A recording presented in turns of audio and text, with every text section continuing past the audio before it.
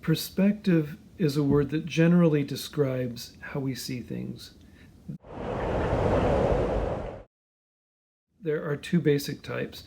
Aerial perspective is a natural phenomenon. You see this to some extent every day, where distant objects appear lighter, bluer, and less distinct the farther away they are.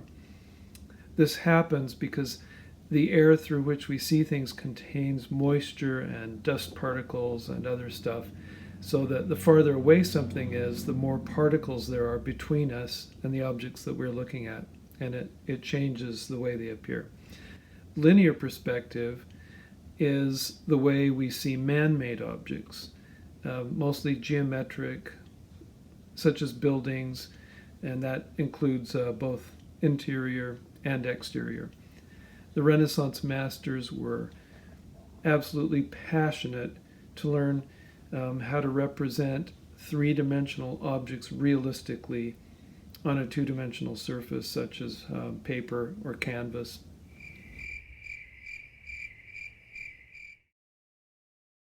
They noticed something. They noticed that parallel lines that move away from us appear to converge, and that they converge on a horizontal line that matches our eye level. And the place where the lines converge and disappear is called a vanishing point. Vanishing points, at least for our purposes, are always at eye level. So, in order to better understand how we see, we need to define a few things. When we are looking anywhere, the line that stretches out from our eyes straight out in front of us is called line of sight. And what we are looking at directly is at the end of our line of sight. However, that's not the only thing that we are seeing, obviously. Our eyes have peripheral vision, meaning that we are actually aware of other things that are not directly in front of us, directly in our line of sight. And as humans, we perceive an area that is approximately 180 degrees, and that would be 90 degrees on each side of our line of sight. And we call this 180 degree area our field of vision. The laws of linear perspective assume that you, as a viewer, when you're looking straight ahead, are looking on a level. And we call this level line the eye level. Linear perspective assumes that the eye level is parallel to the ground upon which we're standing. In other words, not looking up and not looking down. Why is that important? Well, it's because everything we see as it travels away from us, obviously it gets smaller, but as it travels away from us, it appears visually to approach this line that we call eye level, and it eventually gets so small that it disappears on that line, and where it disappears would be a vanishing point. In this city scene, all the lines that are parallel to our line of sight, and there are a lot of them, appear to converge at one point straight ahead of us and on our eye level. In this photograph, we're looking down a crowded airport hallway. Pay special attention to the man in the green circle. If we follow the lines that are parallel to our line of sight in this photograph, we see that they converge at a point straight ahead of us, close to the man's face.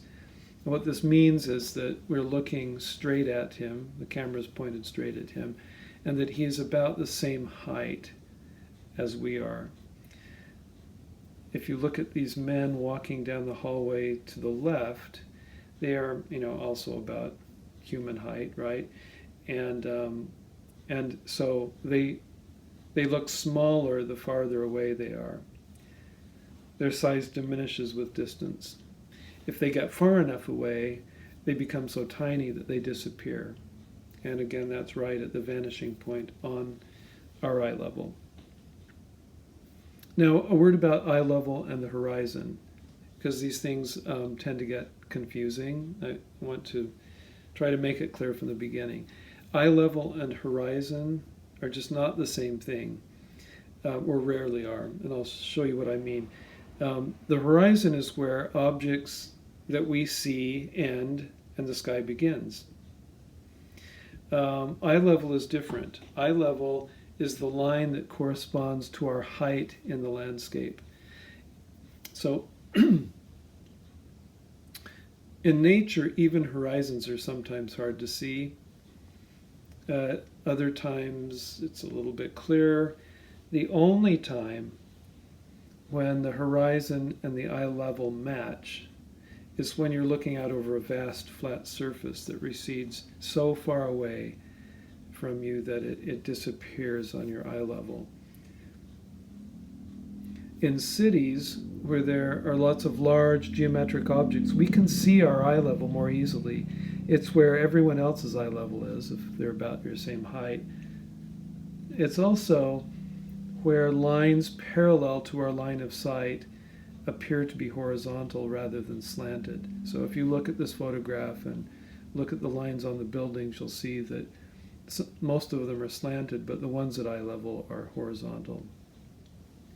I'm very excited to explore this with you. Next week we'll begin our study of basic linear perspective.